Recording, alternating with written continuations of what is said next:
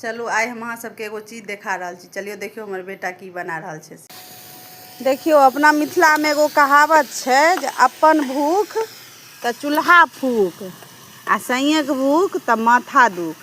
अपना भूख छै, अपना मोन भेलै हन खाइके त हमर पुत्र हमर बालक अपने से चूल्हा पजारि कऽ देखै छियै बनि रहल छै से। अब अहाँ सब तो बुझे गेल हेबै जे की बनि रहल छै। हमरा जे मोन हेतै कप चाय पियैके तऽ कहबै माथा दुखाइता रहतै तऽ कहबै बुआरे कनि चाय बना, तऽ कहतै हमरासँ नहि हेतै। लेकिन अपना मैगी बनबैके रहतै कि हैया ई सब बनबैके रहतै, चूल्हा पजरि जेतै। आ ई चूल्हा ई अपने पजारलखिन, हम नहि पजारलियै। सच्चाइ छै, वीडियो बनबै दुआरे हम नहि कहि रहल छी, सच कहि रहल छी। ई खुदसँ चूल्हा पजारि कऽ जारन सब ओरिया कऽ देख रहल छै सब चीज। ई भऽ रहल छै देखै छियै। कहावत सब जे पहिला दादी मैया सब बनेने छलखिन से कोनो झूठ नहि, सही छै।